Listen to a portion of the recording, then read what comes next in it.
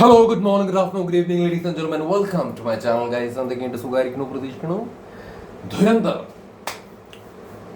मैंने तो तेरे नाल नचना, मैंने तो तेरे नाल नचना, मैंने तो तेरे नाल नचना. ऐश होने दे रात सुहानी. എന്താ അവസ്ഥ? നിങ്ങൾ പടം കണ്ട? എവിടുന്ന കണ്ടേ? ഇപ്പോൾ OTT വന്നപ്പോൾ കണ്ടതാണോ അതോ തിയേറ്ററിൽ പോയിട്ട് കണ്ടായിരുന്നോ? എന്താണെങ്കിലും ഇപ്പം പടം നെറ്റ്ഫ്ലിക്സിൽ വന്നിട്ടുണ്ട്. ഇനിയും ഇതുവരെയും പടം കാണാത്ത ആളുകളാണ് നിങ്ങളെങ്കിൽ ഇനിയെങ്കിലും നിങ്ങൾ ഈ പടം കാണണം. ഒന്ന് കണ്ടു നോക്ക്, മിസ്സാക്കല്ലേ, എക്സ്പീരിയൻസ് ചെയ്യും. ആക്ച്വലി ഈ പടമൊക്കെ തിയേറ്ററിൽ പോയിട്ട് കണ്ട ആളുകൾ ഭാഗ്യവന്മാരാണെന്ന് ഞാൻ പറയും. ഇപ്പം ഞാനൊക്കെ പടം ഇറങ്ങിയിട്ട് ഒരുപാട് ദിവസങ്ങൾക്ക് ശേഷമാണ് ഇതൊന്ന് പോയിട്ട് കാണുന്നത്. എങ്ങാനും അത് തിയേറ്ററിൽ കാണാൻ പറ്റാതെ OTTയിലാണ് ഞാൻ കണ്ടതെന്നുണ്ടെങ്കിൽ റിഗ്രറ്റ് ചെയ്തിട്ടുണ്ടാവും. സീരിയസ്ലി മാൻ. കാരണം ഇത് തിയേറ്ററിൽ കിട്ടിയ ഒരു എക്സ്പീരിയൻസ് ഉണ്ടല്ലോ, അത് പറഞ്ഞറിയിക്കാൻ പറ്റൂലെന്നേ. ഇത് എക്സാജറേറ്റ് ചെയ്ത് പറയുന്നതല്ല, സീരിയസ്ലി. എനിക്ക് ഇപ്പോഴും ഈ പടം തിയേറ്ററിൽ പോയിട്ട് കണ്ടപ്പോൾ എനിക്ക് കിട്ടിയ ഒരു എക്സൈറ്റ്മെന്റ് ഉണ്ട്, അല്ലെങ്കിൽ ഒരു സാറ്റിസ്ഫാക്ഷൻ, അല്ലെങ്കിൽ കിട്ടിയ ഒരു പവർ ഉണ്ട് മാൻ. അത് அந்த അളവിലാണ് ആക്ച്വലി നിൽക്കണത്. അജാതി തിയേറ്റർ എക്സ്പീരിയൻസ് ആയിരുന്നു എനിക്ക് പേഴ്സണലി ഈ പടം തിയേറ്ററിൽ കാണുന്ന സമയത്ത് കിട്ടിയത്. അജാതി മേക്കിങ്, എല്ലാ രീതിയിലും മേക്കിംഗ് ആയിക്കോട്ടെ, ഇതിൻ്റെ അകത്തുള്ള പാട്ടായിക്കോട്ടെ, ഇതിൻ്റെ അകത്തുള്ള ആക്ടേഴ്സ് കിടിലൻ, എന്താ പറയുക, കാസ്റ്റിംഗ് ആയിരുന്നു. എല്ലാവരുടെയും കിടിലൻ പെർഫോമൻസ്, എല്ലാം കൊണ്ടും ഒരു ബഡാ സാധനം. ഇപ്പോൾ പടം തിയേറ്ററിൽ പോയിട്ട് 2 തവണ ഓൾറെഡി കണ്ടു. ഇപ്പോൾ OTT വന്ന സമയത്താണെങ്കിലും കണ്ടു. ഇപ്പോൾ സാധാരണ നമ്മൾ തിയേറ്ററിൽ കണ്ടിട്ട് ഭയങ്കര എക്സ്പീരിയൻസ് കിട്ടിയ ഒരു പടം, ചില സിനിമകളുടെ കേസിൽ OTT വന്നിട്ട് OTT കാണുന്ന സമയത്ത് നമുക്ക് ആ പവർ കിട്ടിക്കോളണം നിർബന്ധമൊന്നുമില്ല. പക്ഷേ ഈ പടത്തിൻ്റെ ഒക്കെ കേസിൽ തിയേറ്ററിൽ 2 തവണ കണ്ട് ഭീകര എക്സ്പീരിയൻസ് കിട്ടി. ഇത് OTT വന്ന് നമ്മൾ മൊബൈലിലിരുന്ന് കാണുമ്പോഴും സെയിം എക്സ്പീരിയൻസ് ആണ് ആക്ച്വലി കിട്ടുന്നതെന്ന് പറയുമ്പോൾ നിങ്ങളൊന്ന് ആലോചിച്ച് നോക്ക്, ഈ പടത്തിന്റെ റേഞ്ച് എവിടെയായിരിക്കും നിൽക്കണം എന്നുള്ളത്. അജാതി സാധനം. ഇതിപ്പോൾ ദുരന്തർ എന്ന് പറയുന്ന സിനിമയുടെ റിവ്യൂ ഇരുന്ന് പറയുന്നതല്ല, പക്ഷെ ദുരന്തറിനെ കുറിച്ച് സംസാരിക്കുമ്പോൾ നമുക്ക് ഇങ്ങനെയൊക്കെ നമ്മൾ പറഞ്ഞു പോകും. ഇപ്പം ടീസർ വന്നിട്ടുണ്ട്, പക്ഷെ ടീസറിൻ്റെ അകത്ത് അവർ പുതിയതായിട്ടൊന്നും ആക്ച്വലി വിട്ടിട്ടില്ല. ടീസറിൽ നമ്മളിപ്പോൾ മറ്റേ ദുരന്തറിൽ തന്നെ അവസാനം കണ്ട പരിപാടികളൊക്കെ തന്നെയാണ് ഇതിൻ്റെ അകത്ത് കാണിച്ചിരിക്കുന്നത്. സത്യത്തിൽ വിഷമം തോന്നി, കാരണം അത്രയും എക്സൈറ്റഡ് ആയിട്ട് വളരെ വളരെ ക്യൂരിയസ് ആയിട്ട് കാത്തിരിക്കുന്ന ഒരു സിനിമയാണ് ദുരന്തർ 2 ദ റിവെഞ്ച്. അപ്പം അതിൻ്റെ ട്രെയിലർ ഇറക്കി വിട്. We are waiting for that. ഇപ്പോൾ ഈ പടത്തിൻ്റെ ഒക്കെ കേസിൽ കുറേ ആൾക്കാർ തിയേറ്ററിൽ പോയി കാണാതിരുന്നത് ഇപ്പം എല്ലായിടത്തും സ്ക്രീനില്ലാത്തൊരു പ്രശ്നം ആക്ച്വലി ഉണ്ട്. രണ്ടാമത്തേന്ന് പറയുന്നത് ഹിന്ദി ആൾക്കാർക്ക് അറിയില്ല എന്നുള്ളൊരു വിഷമം കൊണ്ട് പോയി കാണാത്ത ആൾക്കാരും ഉണ്ടെന്ന് ഞാൻ വിശ്വസിക്കുന്നു. സത്യത്തിൽ ഈ പടത്തിൻ്റെ കേസിൽ ഭാഷ ഒരു വിഷയമല്ല. ഇപ്പം എനിക്ക് ആക്ച്വലി ഹിന്ദി അറിയാം, പക്ഷെ എൻ്റെ കൂടെ കാണാൻ വേണ്ടി വന്ന ആളുകൾക്ക് വലിയ വിഷമൊന്നുമില്ല. അവർക്കൊരു ടെൻഷൻ ഉണ്ടായിരുന്നത് എങ്ങനെ ആസ്വദിക്കുന്നുള്ള കാര്യത്തിൽ. പക്ഷെ അവരും ഇത് ഭയങ്കരമായിട്ട് എൻജോയ് ചെയ്തു എന്നുള്ളതാണ്. സോ ഞാൻ മനസ്സിലാക്കുന്നത് ഭാഷ വിഷയമല്ല, ഇത് എക്സ്പീരിയൻസ് ചെയ്യേണ്ട ഒരു സിനിമയാണ്. ഇപ്പം സബ് ടൈറ്റിൽ ഓഫ് കോഴ്സ് തിയേറ്ററിൽ പോയി കണ്ടപ്പോഴും ഉണ്ടായിരുന്നു. ഇപ്പം നെറ്റ്ഫ്ലിക്സിലാണെന്നുണ്ടെങ്കിലും സബ് ടൈറ്റിൽസ് ആക്ച്വലി ഉണ്ട്, ഇപ്പോൾ തമിഴിലൊക്കെ ഉണ്ട് ആക്ച്വലി. ഇപ്പം നിങ്ങൾ ഹിന്ദിയിൽ കണ്ടാലും നിങ്ങൾക്കിത് പ്രശ്നമൊന്നുമില്ല. സോ അതുകൊണ്ടാണ് ഞാൻ നിങ്ങളുടെ അടുത്ത് വീണ്ടും പറയണം, നിങ്ങളിത് മിസ്സാക്കല്ലേ. തിയേറ്ററിലോ മിസ്സാക്കി, നിങ്ങൾ കാണാത്ത ആൾക്കാരുടെ അടുത്ത് പറയണത് തിയേറ്ററിൽ നിങ്ങൾ അവിടെയോ മിസ്സാക്കി. നിങ്ങളിത് OTTയിൽ വന്നിട്ട് നിങ്ങൾ അവിടെയെങ്കിലും മിസ്സാക്കാതിരിക്കും. നിങ്ങൾ കാണുന്നത് എക്സ്പീരിയൻസ് ചെയ്യും, നിങ്ങൾ ആ പവർ അറിയേ. ഇതിൻ്റെ അകത്ത് മോനെ രൺവീർ സിംഗ്, നമ്മൾ രൺവീർ സിംഗിനെയൊക്കെ കോമാളി കളിക്കുന്ന പരിപാടികളൊക്കെ കണ്ടിട്ടുണ്ട്. ഒരു ഭയങ്കര എന്താ പറയുക എക്സ്ട്രോവേർട്ടാണ് പുള്ളി. ചാടി തുള്ളി കളിക്കുന്ന, അങ്ങനെ ഒരു തരത്തിലും കോൺഷ്യസ് അല്ലാതെ ഇങ്ങനെ പരിപാടിയൊക്കെ കാണിച്ച് ഇങ്ങനെ ജിൽ എന്ന് പറഞ്ഞ് നടക്കുന്ന ഒരു ചങ്ങാതിയാണ് നമ്മൾ ആക്ച്വലി ഓഫ് സ്ക്രീനിൽ കണ്ടിരിക്കുന്നത്. പക്ഷെ ഓൺ സ്ക്രീനിലേക്ക് വരുന്ന സമയത്ത് ഇങ്ങനെ ആ ക്യാരക്ടർ ഈ ക്യാരക്ടർ ഇത്രയും നമുക്ക് അങ്ങേരുടെ ഓഫ് സ്ക്രീനിലുള്ളത് രൺവീർ ആണെന്നുള്ളത് നമുക്ക് തോന്നത്തില്ല. അജാതി പെർഫോമൻസ് രൺവീർ, എന്തൊരു സ്ക്രീൻ പ്രസൻസ് ആണ്. ആളെ ആക്ടറാണെന്നേ.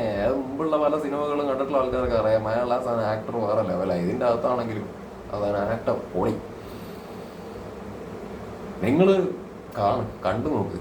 പിന്നെ റഹ്മാൻ ഇതൊക്കെ ഇതായിട്ട് അഭിനയിച്ച അക്ഷയ് ഖന്ന ഓൾറെഡി വേറെ റേഞ്ചിൽ നിൽക്കുന്ന ആക്ടറാണ്, വേറെ റേഞ്ചിൽ നിൽക്കുന്ന വേറെ റേഞ്ചിൽ നിൽക്കുന്ന ആക്ടറാണ്. അങ്ങനെ ഇതിൻ്റെ അകത്താണെങ്കിലും പൊളി മറ്റേ അയാളുടെ ഫസ്റ്റ് സീന് തന്നെ പൊളി സാധന.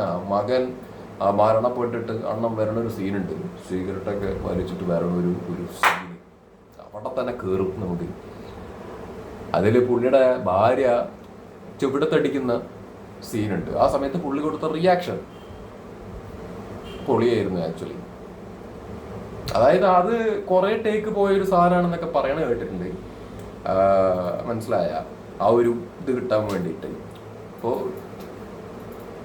പറയാൻ തുടങ്ങിക്കഴിഞ്ഞാൽ ഇതിനെക്കുറിച്ച് കുറേ പറയേണ്ടി വരും, പല സീനുകളെ കുറിച്ച്, ഇതിൻ്റെ അകത്ത് ആക്ടേഴ്സിൻ്റെ ഓരോ സിറ്റുവേഷനിലെ പെർഫോമൻസിനെ കുറിച്ചിട്ടൊക്കെ എടുത്തെടുത്ത് അർജുൻ അംബാലിനെ കുറിച്ചിട്ട് ആൾക്കാർ യെസ് ഓഫ് കോഴ്സ് നല്ല റിവ്യൂസ് പറയുന്ന സമയത്ത് നല്ല രീതിയിൽ പറഞ്ഞു എങ്കിലും അങ്ങേരും ഇതിൻ്റെ അകത്ത് കൂടുതൽ പറയേണ്ടതായിട്ടുള്ള ഒരു ലെവല് സാധനമാണ് ആക്ച്വലി ചെയ്തു വെച്ചിരിക്കുന്നത് പേഴ്സണലി എനിക്ക് തോന്നി കേട്ടോ. കാരണം പുള്ളി ഒരു കിടിലൻ ആക്ടറാണ്. പുള്ളി വെറുതെ കണ്ട അന്യഭാഷാ പടത്തിലൊന്നും പോയിട്ട് തല്ലുകൊണ്ട് നടക്കേണ്ട ആളോ അല്ലെങ്കിൽ തൊലിഞ്ഞ ചെറിയ വേഷം ചെയ്ത് നടക്കേണ്ട ആളൊന്നുമല്ല. നേരെയൊക്കെ അടിപൊളിയായിട്ട് ഉപയോഗിക്കാൻ പറ്റുന്ന കിടിലൻ ആക്ടറാണ്. ഇപ്പം ഇതിൻ്റെ അകത്തൊക്കെ അതാ ഞാൻ പറഞ്ഞത്, ഇതിൻ്റെ അകത്തുള്ള കാസ്റ്റിംഗ് എന്ന് പറയുന്നത് ഈച്ച് ആൻഡ് എവരി വൺ കിട്ടില്ലൻ. ഇപ്പം ഇതിൻ്റെ അകത്ത് മറ്റേ ഈ പാകിസ്ഥാൻ നമ്മൾ കണ്ടിട്ടൊന്നുമില്ല പോയിട്ട്, പക്ഷെ എന്നാലും ആ ഒരു ഫീല് കിട്ടുന്നുണ്ട്. അതാണ് അതിൻ്റെ മേക്കിംഗ് കൊണ്ടും എവരിത്തിങ് നല്ല നല്ല അടിപൊളിയായിട്ട് എടുത്തു വെച്ചിട്ടുണ്ടെന്ന്. എടുത്തു വെച്ചിട്ടുണ്ട്. അവൻ്റെ ലയാരി ടൗണൊക്കെ കാണിക്കുന്ന സംഭവമൊക്കെ ആണെങ്കിലും നമ്മൾ ബാക്കി അതാ ഞാൻ പറഞ്ഞു, നമ്മളൊന്നും കണ്ടിട്ടില്ല നേരിട്ട്, പക്ഷെ എന്നാലും നമുക്ക് ഫീൽ ചെയ്യും ശരിക്കും. ആ ഒരു ദിസ് ഈസ് പാകിസ്ഥാൻ എന്നുള്ളൊരു സാധനം നമുക്ക് ഒരു ഫീൽ ചെയ്യുന്ന ലെവലിലാണ് അത് എടുത്തു വെച്ചിരിക്കുന്നത്. സോ ഇത് സിനിമ എന്നുള്ള രീതിയിൽ തന്നെ എടുത്തു നോക്കുന്ന സമയത്ത് ഇതൊരു പെർഫെക്റ്റ് ആയിട്ടുള്ളൊരു സാധനം എന്ന് എനിക്ക് തോന്നി കേട്ടോ. പെർഫെക്റ്റ് ആയിട്ടുള്ള ഒരു സാധനമാണ് എനിക്ക് തോന്നിയത്. അത്ര എൻഗേജിങ് ആയിട്ടുള്ള ഒരു പടം. 3.5 മണിക്കൂറുണ്ട്. 3.5 മണിക്കൂർ. ഈ നമുക്ക് 2-2.5 മണിക്കൂറുള്ള പടം തന്നെ ചില ഘട്ടങ്ങളിലൊക്കെ ഒന്ന് പണ്ടാരം തീർന്നാൽ മതിയായിരുന്നു തോന്നുന്ന ഒരുപാട് സിനിമകൾ ആക്ച്വലി ഉണ്ടാവുന്നുണ്ട് അല്ലേ. അപ്പോഴാണ് ഈ 3.5 മണിക്കൂറിൻ്റെ ഒരു ഹിന്ദി പടം വരുന്നത്. അപ്പോൾ ഈ 3.5 മണിക്കൂറുള്ള ഹിന്ദി പടം വന്നിട്ട് ഈ 3.5 മണിക്കൂർ പോയതറിഞ്ഞില്ല. ചട ഹാപ്പനിങ്സ് അല്ലേ. അതാണ് മേക്കിങ്ങിൻ്റെ പെർഫോമൻസിൻ്റെ ഒക്കെ പവർ എന്ന് പറയുന്നത്. പിന്നെ പാട്ടുകളൊക്കെ എടുത്തു പറയണം, കിടു പാട്ടുകളാണ്. പിന്നെ ഈ 3.5 മണിക്കൂർ അത്ഭുതം എന്ന് പറഞ്ഞു കഴിഞ്ഞാൽ അതൊരു കഴിവാണെന്നേ. 3.5 മണിക്കൂറൊക്കെ ഒരു പടം പിടിച്ചിട്ട് ആൾക്കാരെ ഇരുത്താൻ പറ്റുക എന്ന് പറയുന്നത് ഫസ്റ്റ് സീന് തൊട്ട് നമ്മൾ ആ സിനിമയ്ക്കകത്തേക്ക് പോകും. ഫസ്റ്റ് സീന് തൊട്ട് 3.5 മണിക്കൂർ പിന്നെ ഇരിപ്പാ. ഇന്റർവെല്ലൊന്നും വേണ്ടെന്നാണ് തോന്നിയത്. ഇന്റർവെല്ലൊന്നും വേണ്ട. എന്തിനാ ഇന്റർവെല്ല്? എനിക്ക് 3.5 മണിക്കൂർ കഴിഞ്ഞിട്ട് ഇനി ഒരു എക്സ്ട്രാ 2 മണിക്കൂർ 3 മണിക്കൂർ കൂടിയിട്ട് അടുത്ത പാർട്ട് കൂടി ഇട്ടെന്നാൽ ഞാൻ ഇരുന്ന് കണ്ടിട്ടേ പോകുള്ളൂ. കാരണം അജാദി ലെവല് മേക്കിങ്, അജാദി പടം. എനിക്കത് പറഞ്ഞ് മതിയാവണില്ല. കാരണം അമ്മാതിരി പടം കിടു പടം. ഞാൻ ഓൾറെഡി പടം കണ്ടിട്ട് റിവ്യൂ ഞാൻ പോസ്റ്റ് ചെയ്തതാണ്. പക്ഷെ ഒരുപാട് നാളുകൾക്ക് ശേഷമാണ് പടം ഇറങ്ങി, ഒരുപാട് ദിവസങ്ങൾക്ക് ശേഷമാണ് ഞാൻ റിവ്യൂ തന്നെ ആക്ച്വലി ഇട്ടത്, മീൻസ് കണ്ടിട്ട് ഇട്ടത്. സോ റിഗ്രറ്റ് ചെയ്യുന്നു. ഞാൻ ആക്ച്വലി ഫസ്റ്റ് ദിവസം പോയി കാണാത്തതിൽ റിഗ്രറ്റ് ചെയ്യുന്നുണ്ട്. കുറേ ദിവസങ്ങൾക്ക് ശേഷം പോയി കണ്ടിട്ട് തന്നെ ഞാൻ അത്യാവശ്യം നല്ല പാക്ഡ് ആയിട്ടുള്ള തിയേറ്ററിലാണ് ആക്ച്വലി കണ്ടത്. രസമായിരുന്നു. ഇപ്പോൾ OTT കണ്ടപ്പോഴാണെങ്കിലും ഇപ്പോൾ തിയേറ്ററിൽ കണ്ട ആൾക്കാർ തന്നെ OTT വന്നതിന് ശേഷം റിപ്പീറ്റഡ് ആയിട്ട് വാച്ച് ചെയ്യുന്നുണ്ടെന്നുള്ളതാണ് ഞാൻ അറിയുന്നത്, മനസ്സിലാക്കുന്നത്. ഞാൻ തന്നെ OTT വീണ്ടും പല പല സീനുകൾ എടുത്തെടുത്ത് കണ്ടുകൊണ്ടിരിക്കുകയാണ്. കാരണം അങ്ങനെയാണോ അതിൻ്റെ ട്രീറ്റ്മെൻറ്റ് എന്ന് പറയുന്നത്. അങ്ങനെ എടുത്തു വെച്ചിട്ടുണ്ട് പടം. ഇനിയിപ്പോൾ 2 വരുന്ന സമയത്ത് എന്താ പറയുക, മലയാളികൾ നമ്മുടെ കേരളത്തിലുള്ള ആൾക്കാർ ഇപ്പോൾ ദുരന്തർ വന്ന സമയത്ത് ഫസ്റ്റ് ഒന്നും കാണാനൊക്കെ പോവാതെ മടിച്ച് ഹിന്ദി പടലെന്നൊക്കെ പറഞ്ഞിട്ട് ഇരുന്ന ആൾക്കാരുണ്ടല്ലോ, ആ പ്രശ്നം ഉണ്ടാവില്ല. 2 വരുന്ന സമയത്ത് ഇപ്പോൾ OTT വന്നിട്ടാണെങ്കിൽ ആൾക്കാർ കണ്ടാൽ ഇഷ്ടപ്പെടും. ഇപ്പോൾ OTT കണ്ടിട്ടും ആൾക്കാർ ഭീകര ഇപ്പോൾ എൻ്റർടൈൻമെൻറ്റ് കഴിയുന്ന പിള്ളേരെ OTT വന്നപ്പോഴാണ് കണ്ടിരിക്കുന്നത്.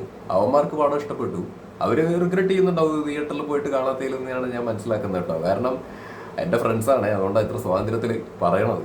അപ്പോൾ അവർ തിയേറ്ററിൽ പോയി കാണേണ്ടതായിരുന്നു എന്നുള്ള രീതിയിലാണ് അവരുടെ വീഡിയോയിൽ അത് പറയുന്നതായിട്ട് ഞാൻ ഓർക്കുന്നു. അങ്ങനെ എന്തോ അവർ പറഞ്ഞിട്ടുണ്ടായിരുന്നു, തിയേറ്ററിൽ എൻജോയ് എക്സ്പീരിയൻസ് കിട്ടിയിട്ടുണ്ടാവുന്നുള്ളൂ. അതാ ഞാൻ പറയണേ, ഇത് തിയേറ്ററിൽ കാണാത്ത ആൾക്കാർക്ക് നഷ്ടമാണ്. കാരണം OTT കണ്ടാലേ കിട്ടുന്നത് ഭീകര എക്സ്പീരിയൻസ് ആണ്. അപ്പോൾ പിന്നെ ഇവിടെ തിയേറ്ററിൽ പോയിട്ട് കിട്ടുന്ന എക്സ്പീരിയൻസിനെ കുറിച്ച് ഞാൻ പറയണോ? എവളോ അളവൊക്കെ ഇറുകും.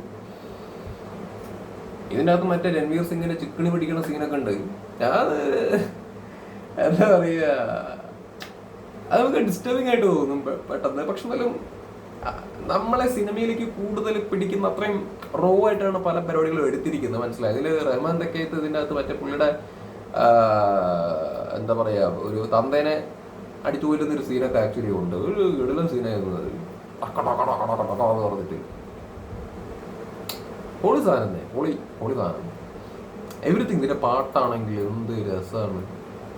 മറ്റേ ഞാൻ നേരത്തെ പാടി മറ്റേ ഹോനേതരാന്ന് മറ്റേ ആ സാധനം, അതും കിടിലം പാട്ട്. പിന്നെ കറുവാൻ ആണെന്നുണ്ടെങ്കിലും കിടിലം പാട്ടാണ്.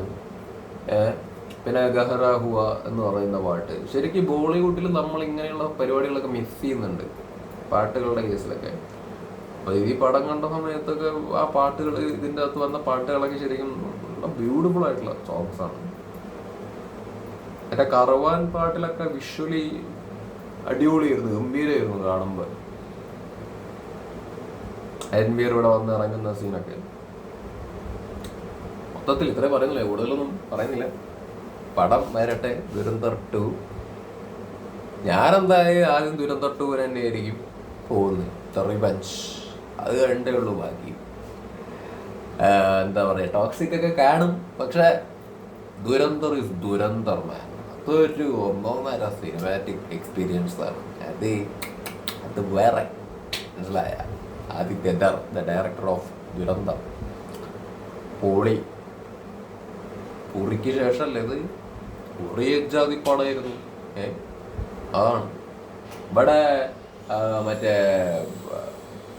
വരുന്ന കുറെ പടങ്ങളൊക്കെ ഉണ്ടല്ലോ, മറ്റേ ഇത് വാറ് അല്ലെങ്കിൽ പഠാൻ. ഞാൻ ഷാറൂഖ് ഖാൻ ഫാനാണ്, ബട്ട് സ്റ്റിൽ എന്താ പറയുക, കൊതിച്ചു പോവുകയാണ് ഈ ദുരന്തമൊക്കെ കാണുന്ന സമയത്ത്. അവര് അങ്ങനെയുള്ള കൈൻഡ് ഓഫ് മേക്കിംഗ്, അങ്ങനെയുള്ള കൈൻഡ് ഓഫ് സ്റ്റോറി ടെല്ലിങ് ഒന്ന് ചെറുതായിട്ട് മാറ്റിപ്പിടിച്ച് കുറേയും കൂടി ഒന്ന് എൻഗേജിങ് ആയിട്ട് പവർഫുൾ ആയിട്ടൊക്കെ ഉള്ള രീതിയിൽ അവരുടെ സ്പൈ യൂണിവേഴ്സ് വരികയാണെന്നുണ്ടെങ്കിൽ നന്നായിരിക്കും എന്നുള്ള രീതിയിൽ ഒന്ന് കൊതിച്ചു പോകണം ഇതൊക്കെ കാണുമ്പോൾ. കാരണം ഇങ്ങനെ കഴിവുള്ള ആൾക്കാർ ഇങ്ങനെയൊക്കെ എടുത്ത് പടങ്ങളായിട്ട് വരുന്ന സമയത്ത് നമുക്ക് തിയേറ്ററിൽ കിട്ടുന്ന എക്സ്പീരിയൻസ് വേറെ ലെവലല്ലേ. ഇത്രേ പറയാനുള്ളൂ. ശരി.